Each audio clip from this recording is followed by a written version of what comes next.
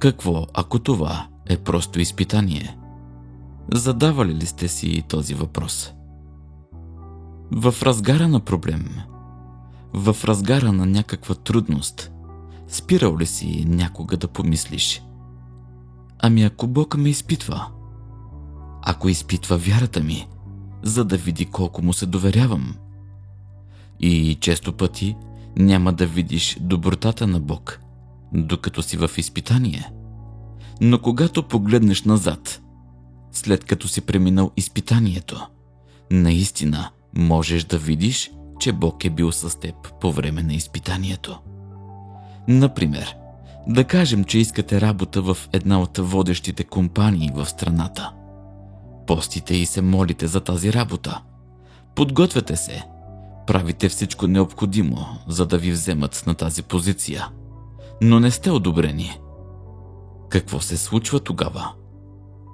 Дали вярата ви е унищожена? Дали Бог вече не е добър в очите ви?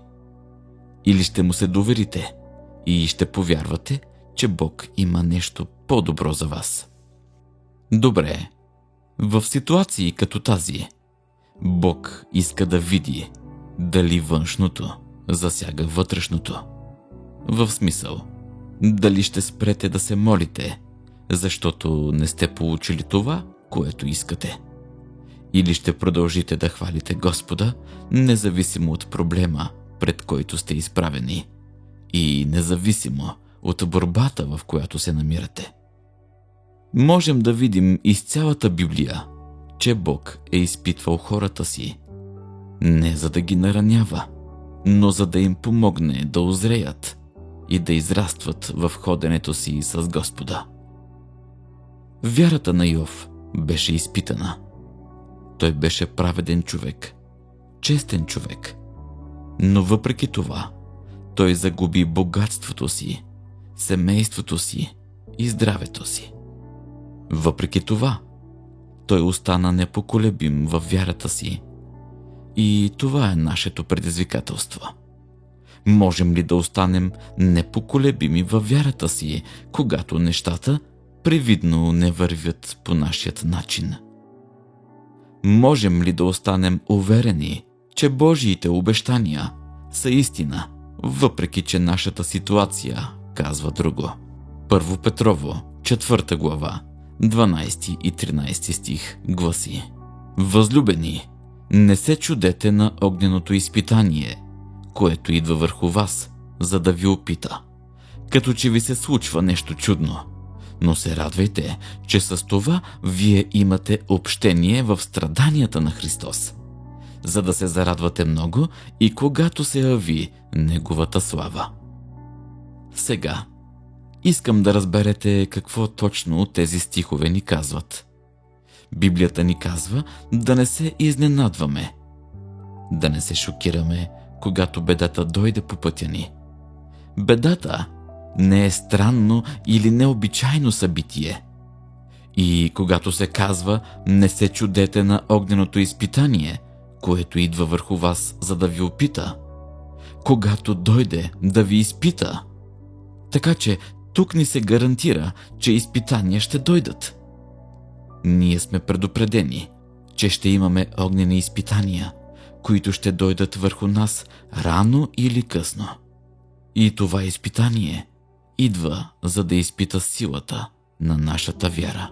Идва, за да изпита качеството на нашата вяра. Така че, скъпи приятели, ако се окажете в разгара на огнено изпитание, нека ви кажа, че това е просто изпитание. Продължавайте да се доверявате на Господа. Пред каквото и да се изправяте, не се обезсърчавайте и не се безпокойте. Това е просто изпитание. Дръжте погледа си върху Господа.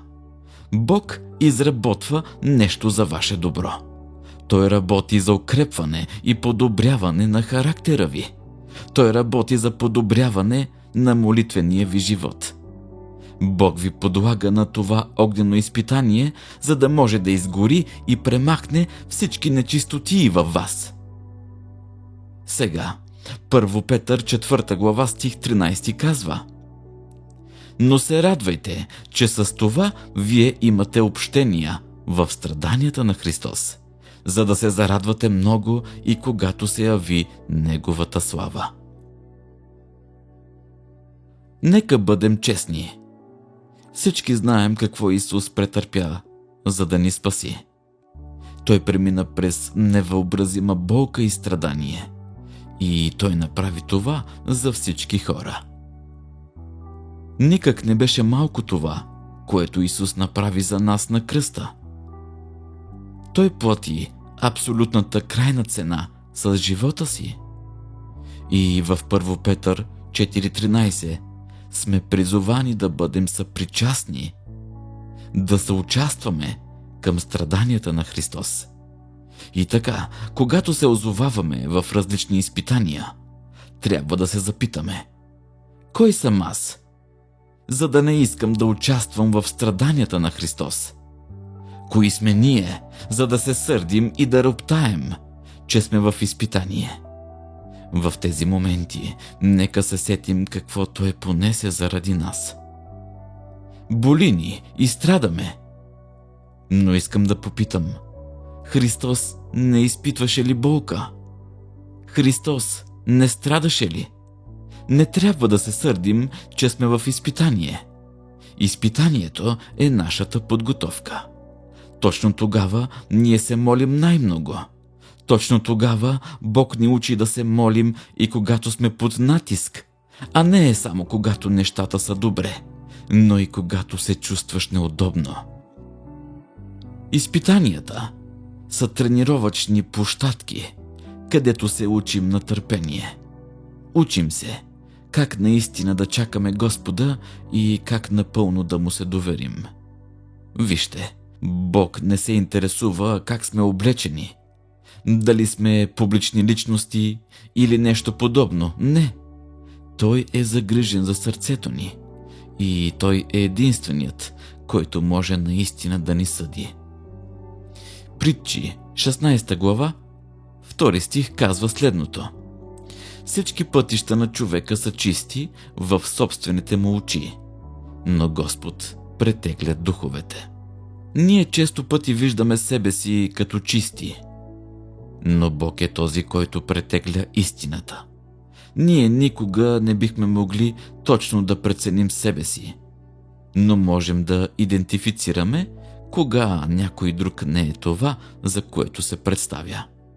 Исус ни предупреждава в Матей, 7 глава, стих 15, като ни казва: пазете се от лъжливи пророци, които идват при вас с овчи дрехи, а отвътре са вълци грабители. И в следващия стих той казва: по плодовете им ще ги познаете. Бере ли се грозде от тръни или смокини от репеи? Разпознаването на плодовете на някой друг не е да го съдиш. Ние понякога неправомерно съдим, като си мислим, че можем да определим сърцето на някой друг. Разпознаването на плодовете обаче е да изследваш действията на някого и да определиш дали са богочестиви или не. Това не е съдене, а по-скоро преценка и проява на предпазливост, на кого се доверяваш.